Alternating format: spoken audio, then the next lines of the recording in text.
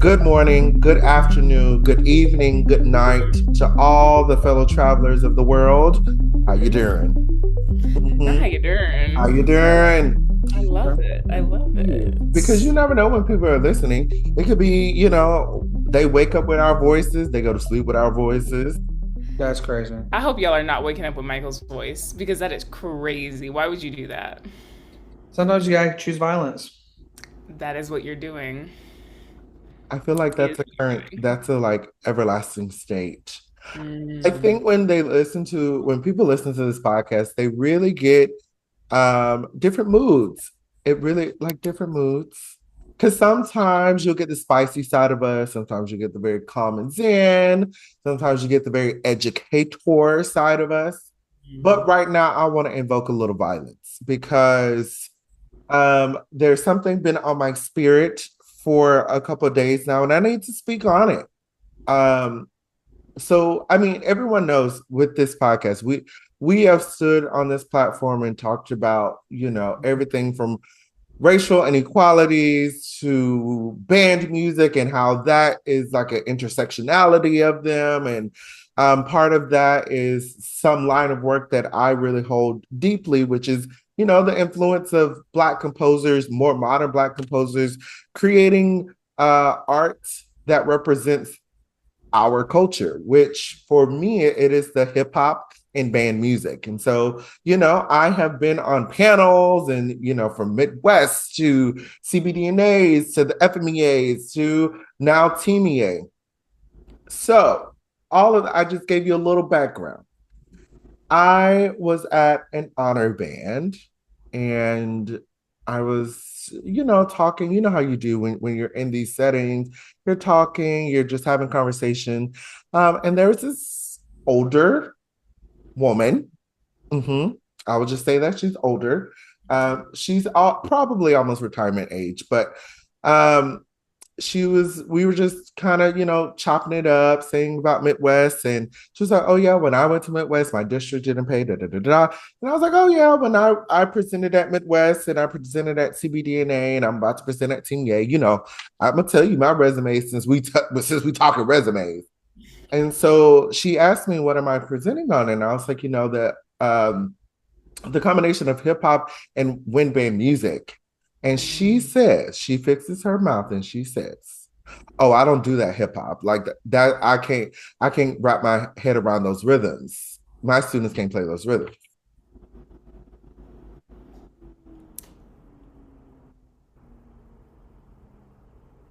Let me ask you something.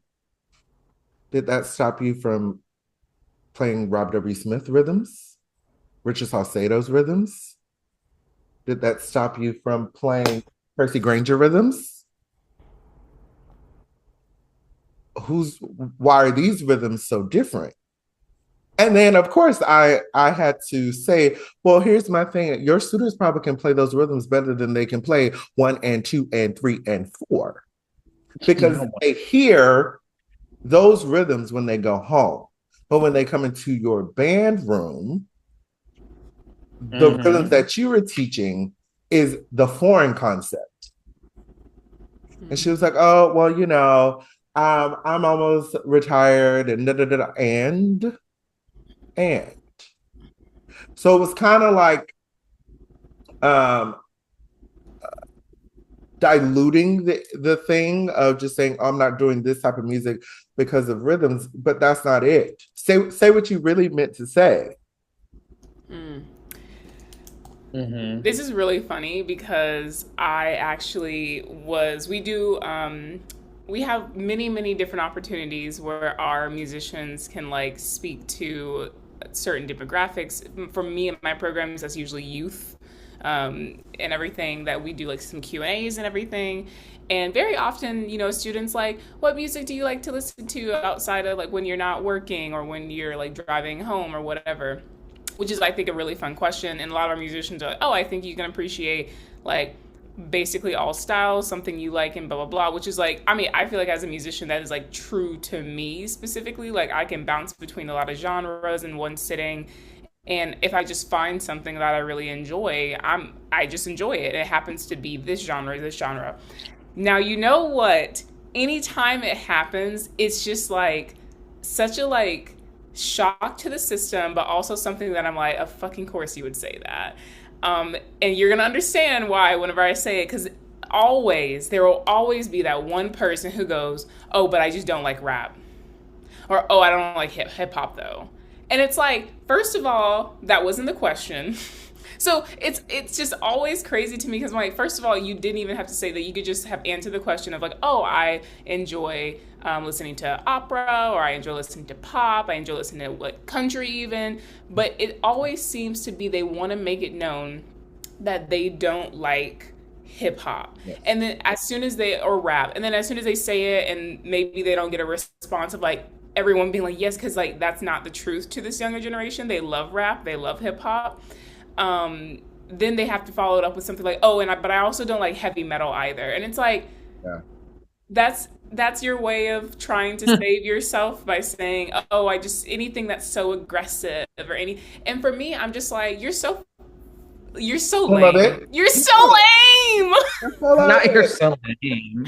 You're so lame because you just exactly what you were just saying, Anthony. This like it's almost like a willing ignorance of like not wanting to actually understand the history and the culture of what makes that music, the music itself, and why it is being like performed in that way. And instead they just see it as like oh, it's difficult, or oh, like if it's playing, or oh, it's like aggressive to listen to. And it's just you're so boring. I don't know. I lose respect immediately for people if they're just unwarranted, unprovoked. I don't like hip hop. I don't like rap. Go let me stop. But Anyway. here's what enraged me to the next of what I witnessed. After she said that of the whole, I not me for the hip hop thing. She then fixed her mouth to say, "Oh, she had to put in there. I have my entire demographic is Hispanic students," and I was like, "Huh." So now you brought race into this because see what you did at first. You just said I didn't like hip hop. Now the thing was the underlying verbiage was I understood what you meant as the only Black person in this entire. Mind you, this is a full region thing. I am one of 2 Black directors here. I understood what you meant. Now everybody else is like, it wasn't hidden. It was not hidden. No, I heard what you said. I heard you loud and clear. And so when I looked at you and I gave you a response to the ignorance that you said, then you said, oh, well, all of my students probably can play this. They're all Hispanic students. And I'm like, so what? But then it made me, okay, well, do you have any music that represents them?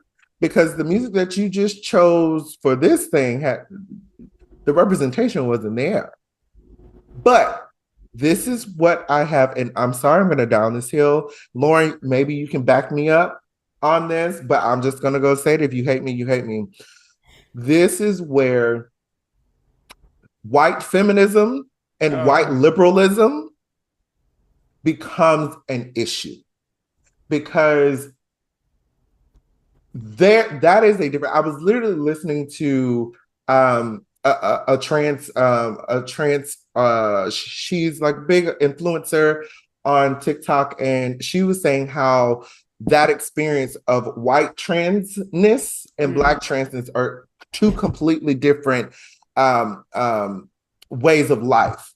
And that just made me think, like, whenever we say liberal, there's a difference between white liberalism and everything else. Same thing with feminism, although I am not. Lauren can speak more to this, but from what I have seen and what we have openly discussed, there is a difference. The white will always come before the next intersectionality term.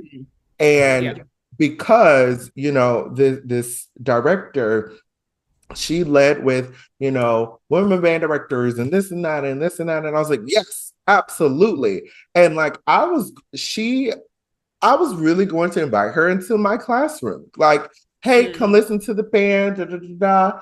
But having this conversation with you what happened to the liberalism of we need to be pushing in this way? Our, Right. I thought we were all pushing together. There becomes an issue, in my opinion. Yeah. There's a separation. I think that when I first read the anthology, This Bridge Called My Back, that's like a anthology specifically by BIPOC, like feminist.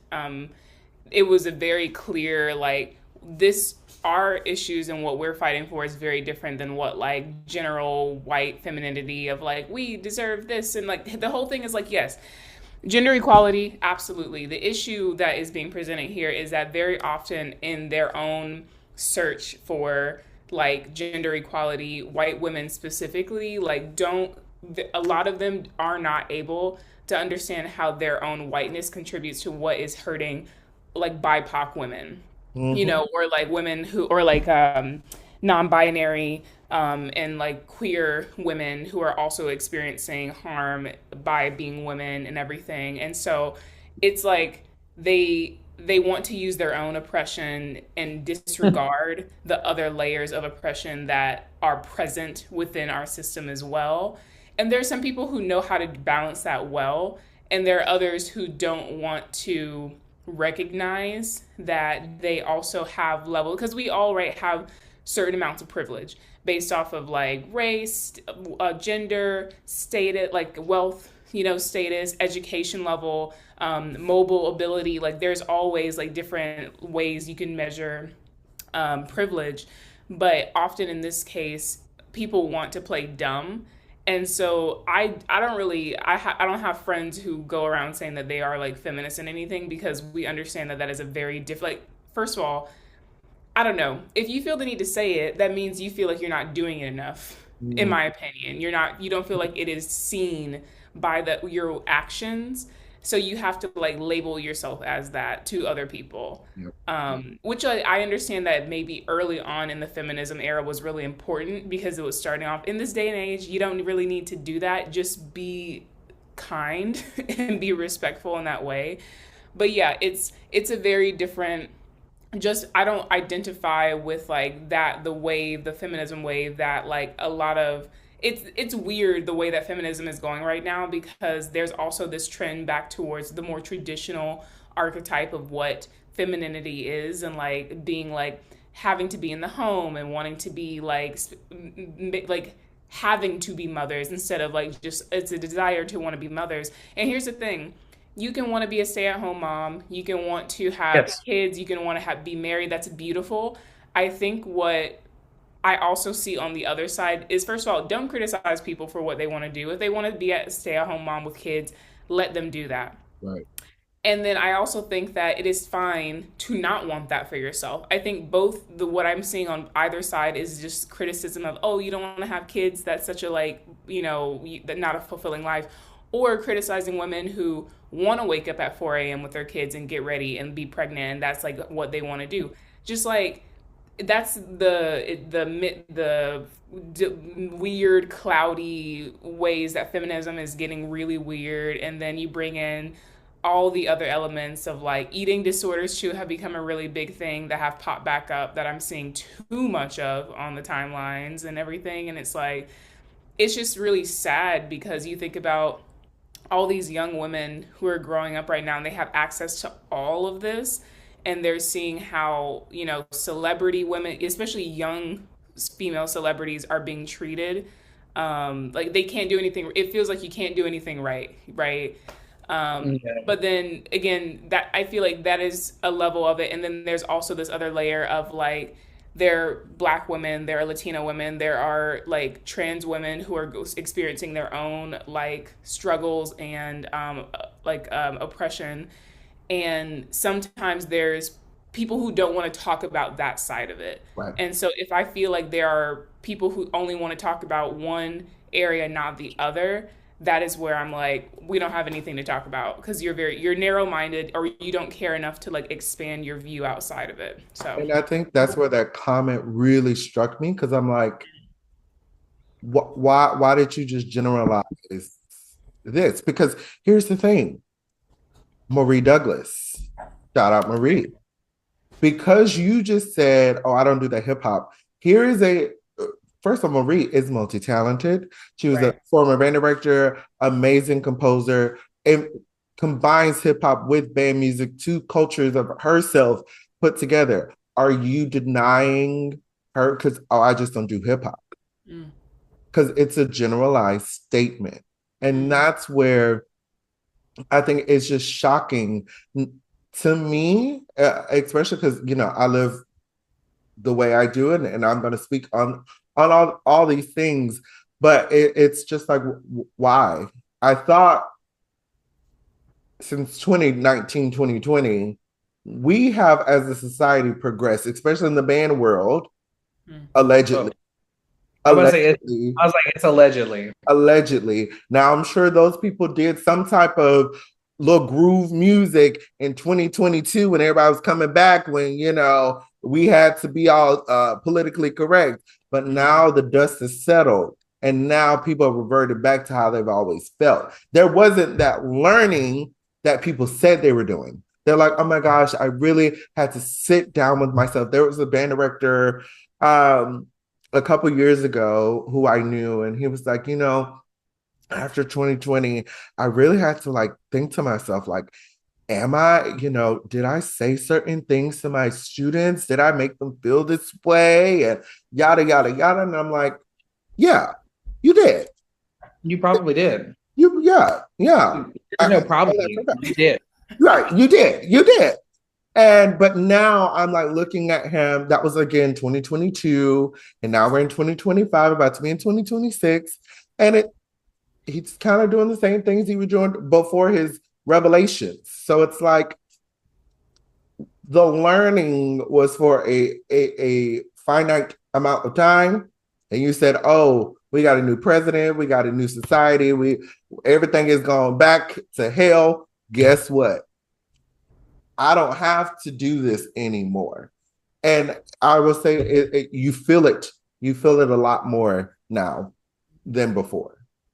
I would say Anthony brought to my attention. He was, making fun of me and bullying me like he always does. You're welcome.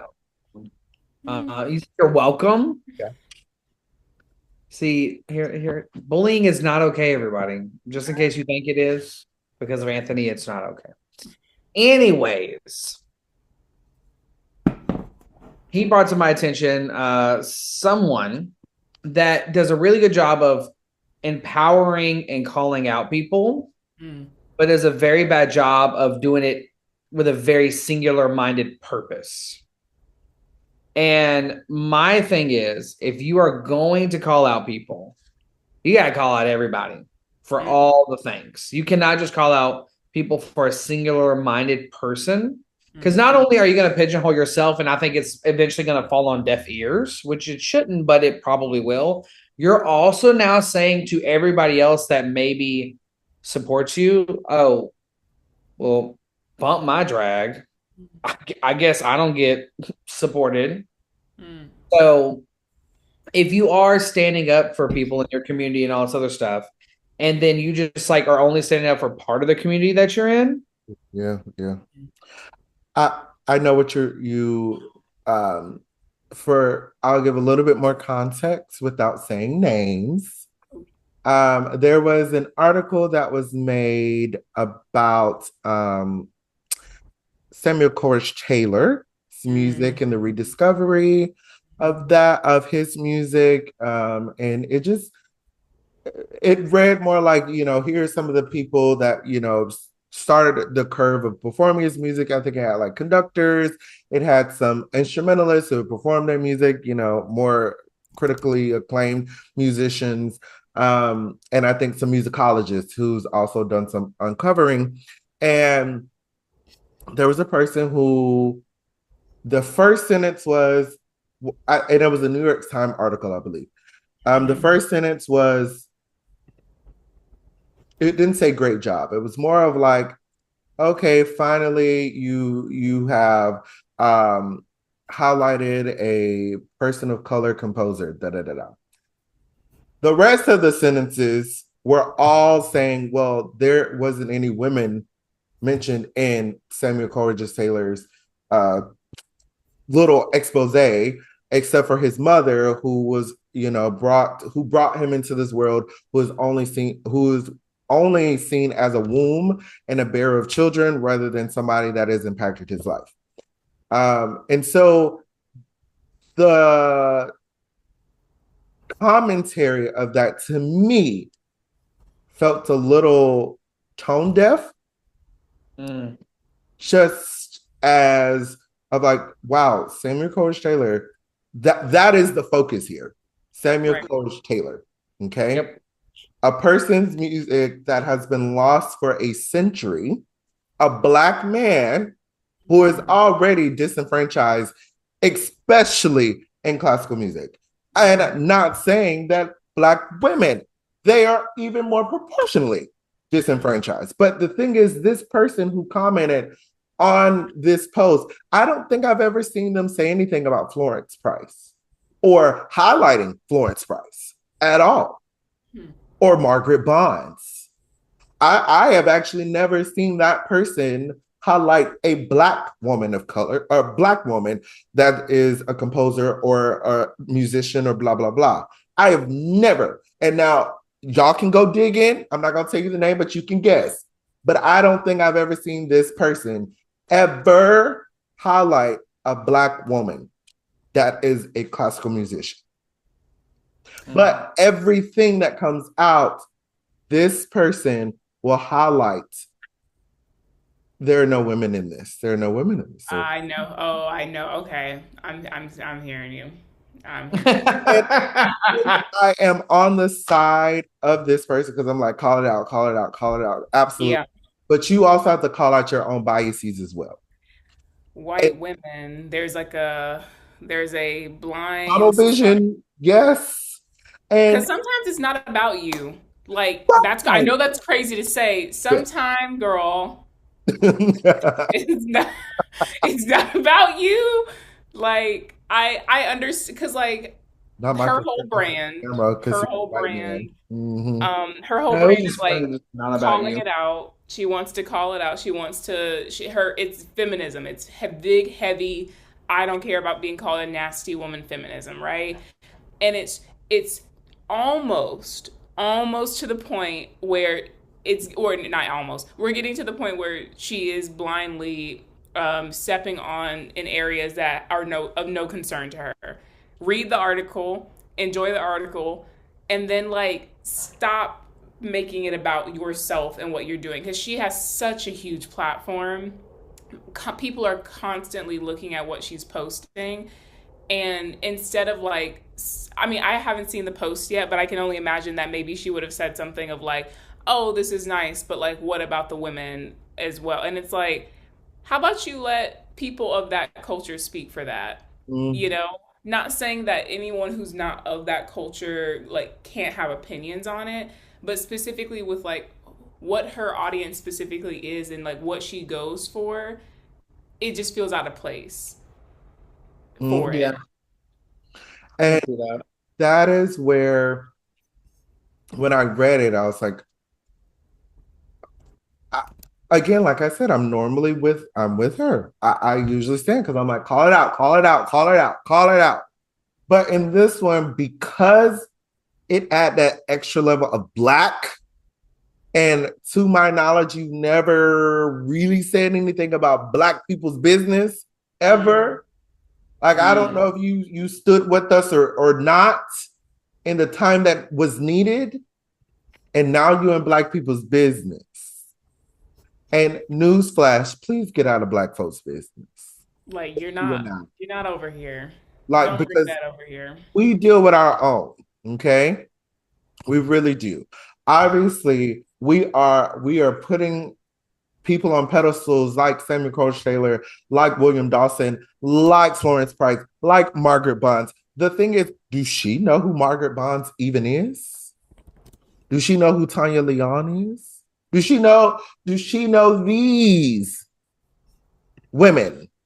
Also, a quick Google search has me finding multiple New York Times articles on Florence Price Mm. recently. Oh, Like I see one from 2023. I see one from like a few from 2018. I see some from 2022 with her and Clara Schumann.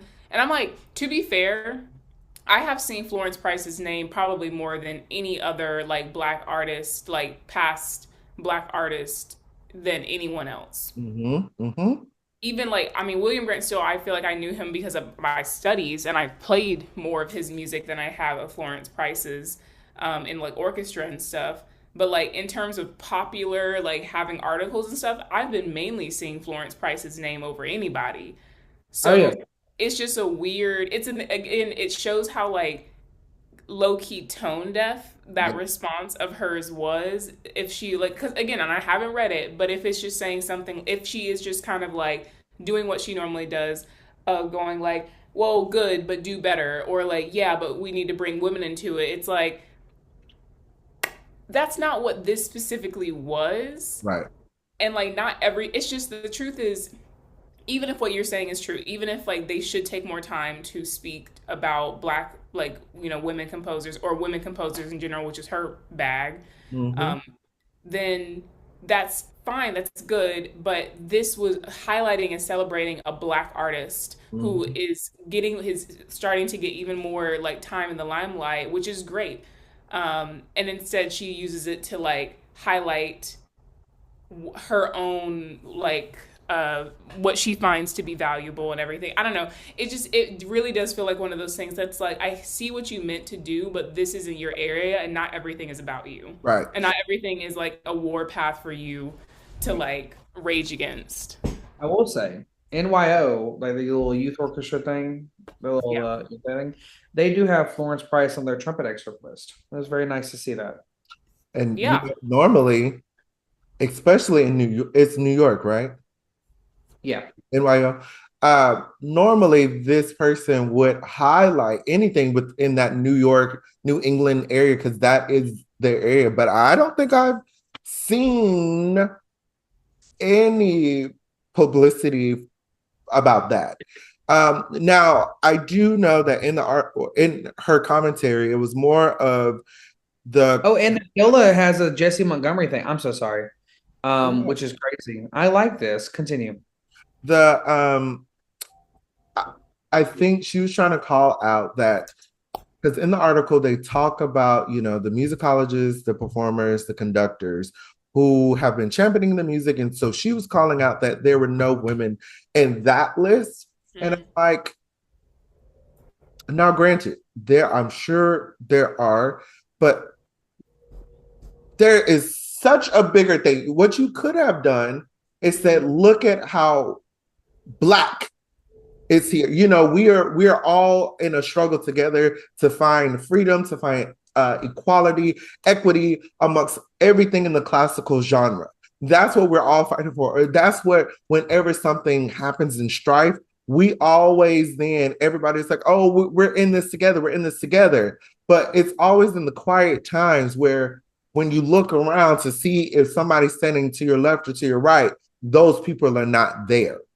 Mm. And that's how I feel sometimes when it is related to this person, because I'm like, this could have been a moment where you celebrated an artist who is getting replayed and renowned now, but that you took it on a different level. And not to discount that, yes, there were women that is also championing Samuel Coleridge Taylor's music as well. Correct. But maybe you should take that up with the writer. Take that up with whomever did the research. But just doing that, it kind of felt tone deaf. And as we were talking, I feel like some of the times she is a little egocentric. Like everything revolves around her and her view, which literally that's our podcast, Relative Pitch. It's all around how relative it is to us. However, Yeah. we try to see everything else. I will say this. I was doing some more research while Anthony was giving a beautiful soliloquy. The NYO USA audition excerpts, 9 out of the 14 instruments has something I probably haven't seen before on a regular list. Like they've either featured Jesse Montgomery, they featured Price. One person featured Jennifer Higdon. That's different. One person has Tim Adams. Oh, T. Like, I yeah. like percussion. Carlos Simon. Yeah. Carlos Simon's on here. Love Like, I'm like, this is cool. Like, this is different than our usual, like for the trumpet one, it has like the usual suspects, but then it has like a Price symphony. I'm like, oh, that's nice. And that Price symphony has been bleeding into some auditions, symphony number one, because more like some, I think Boston recorded it or something, or Philadelphia, but it's crazy. I was like, that's cool. 9 out of 14. That's a slow victory of a win. So Yeah, I just read the article myself, or not article. I just read what her response to it was, and basically, yeah, she's calling out the fact that in the article, the living people, or I don't know if it's all living, but people who are mentioned as being like Anthony was saying, people who have done arrangements, have been performers of the music, musicologists who have studied his music, other composers, whatever.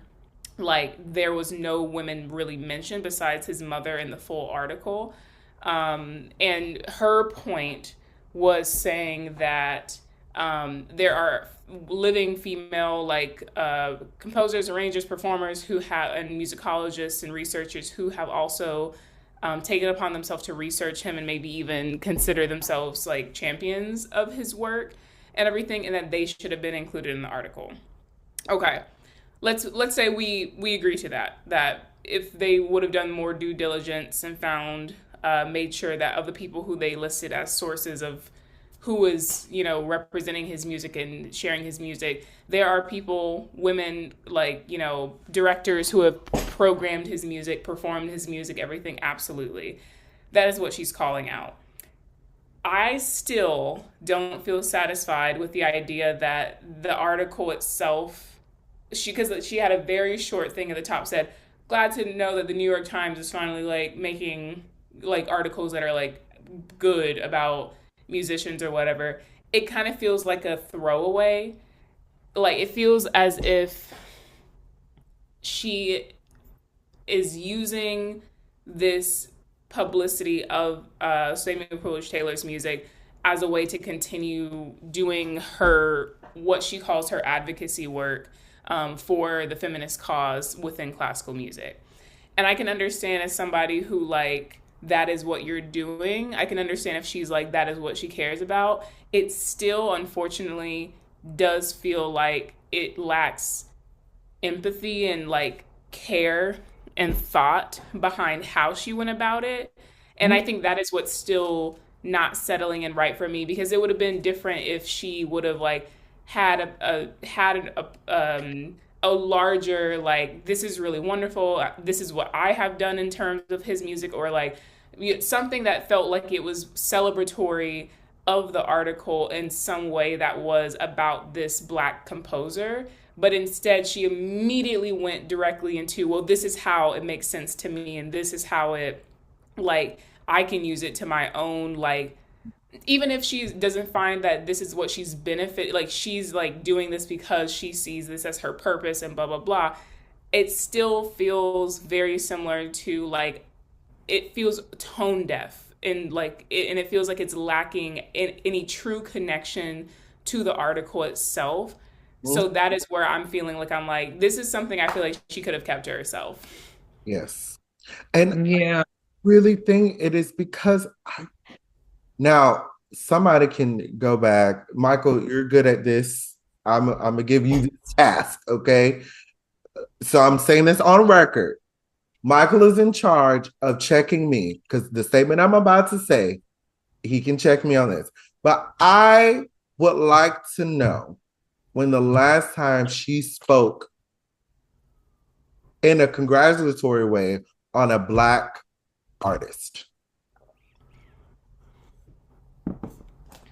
Because the reason this kind of shook me is because I don't think I've ever seen, even during 2020, I don't even think. Actually, funny enough, this person she didn't shade me, but she did. Do y'all remember this? Do y'all remember this? no, I don't think y'all remember this, but now I'm about to put it together. So I went to a conducting symposium Right. one year, and they used my picture as a promo for the next year. And she commented Yes. under it, Oh, use one black man, da da da da. Do y'all remember this? I do remember. Oh my God. Yes. So it's like, that's the only time I've ever actually seen her speak on a black person. And that That is person happens to be me.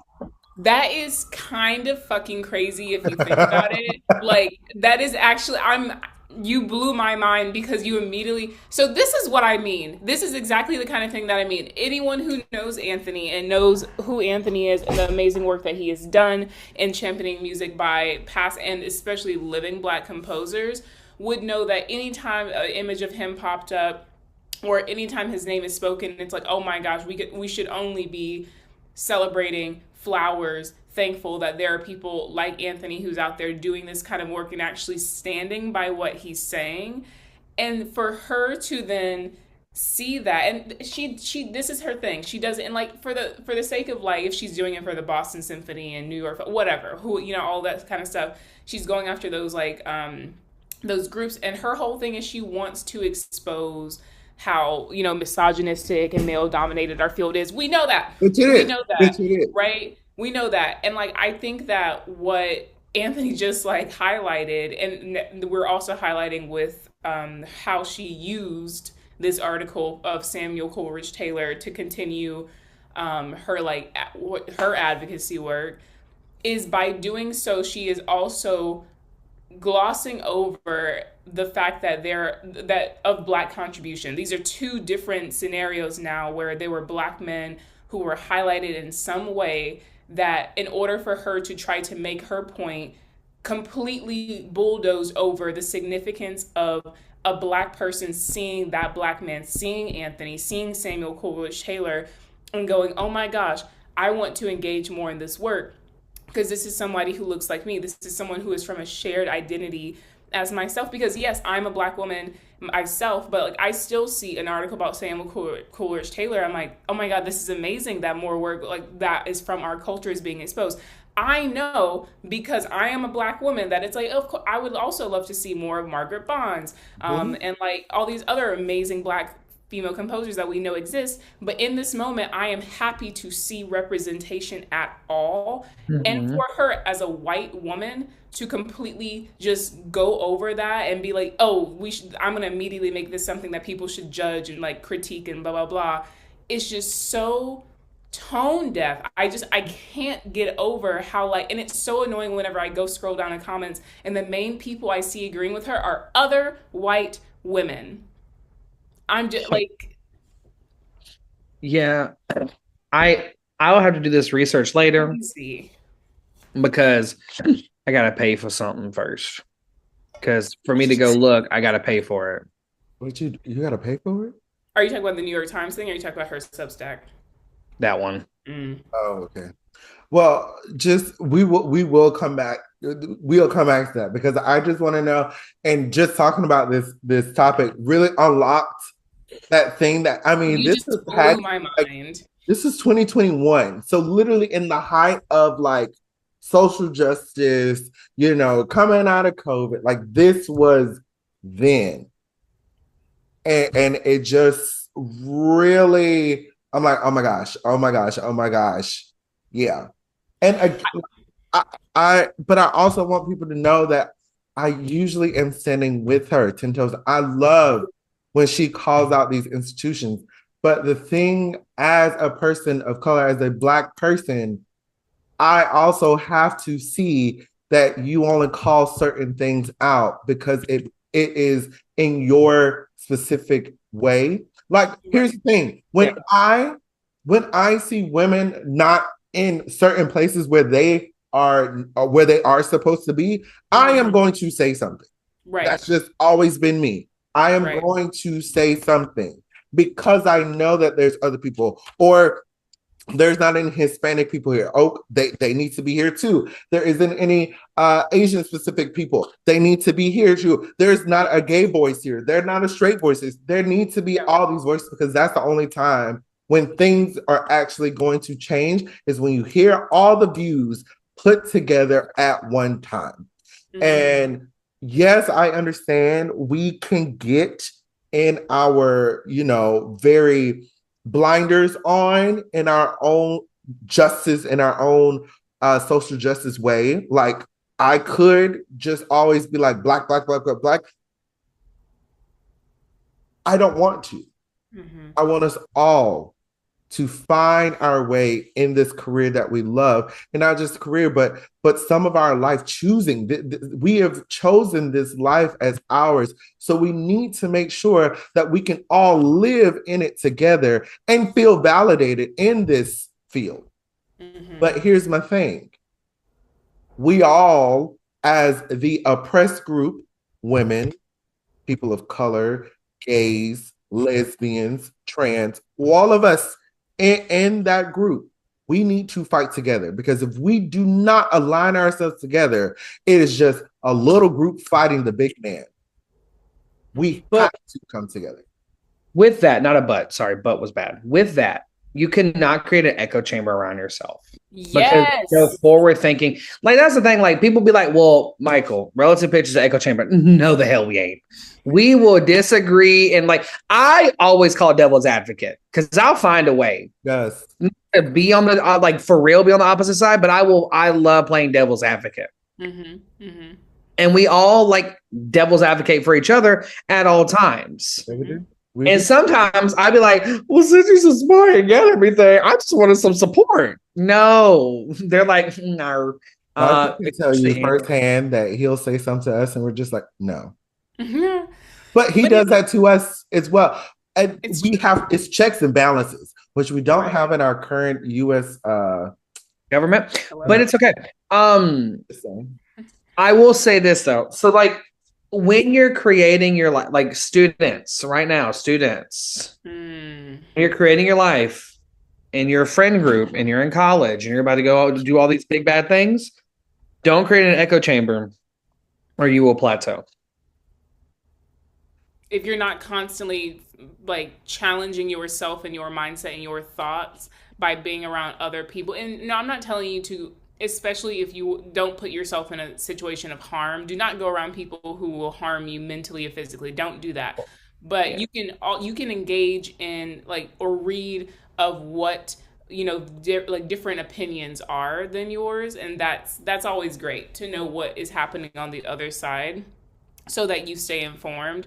I think the issue, what Michael, it sounds like you're saying, what which I very much agree, and this person has such a huge platform now, and so many people who will come to her side, and again, the focus for her is femininity. And like I'm gonna be honest and say, it is white feminism specifically, because I do not feel anything that I have seen recently that it feels as if she is going any deeper specifically than anything that is just like what is seen as femininity. But that for me, whenever I just see feminism, it is white feminism. I need to see you actually taking actions and deliberate steps into caring about other like races of outside of your own, the queer community, like people who are like different abilities, for me to consider you that you are actually caring about what is happening in other communities rather than just the feminism cause, which again in my lens is just white feminism. Because the two situations we just talked about today were where she took things that were supposed to be celebrations of black culture and like black representation and made it about what she wanted to hear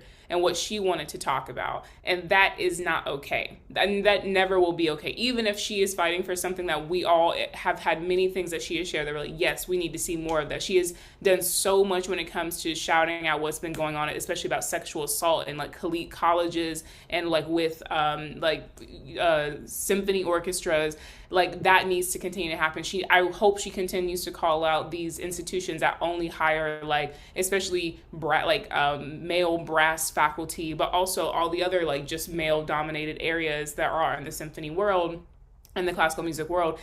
And I hope that this, like, I don't, she's so major, so who knows if she ever would even listen to this, but I hope that she is also hearing opinions like this that are making sure that she is still hearing the critiques about what she is doing herself, because it's starting to get a little bit like she just gets to like block out everything else that's going on instead of also being like, okay, even if this is your thing you're doing right now, you have a responsibility, especially with her platform, to make sure that you are also helping other groups and not just like the one thing that you're so laser focused on.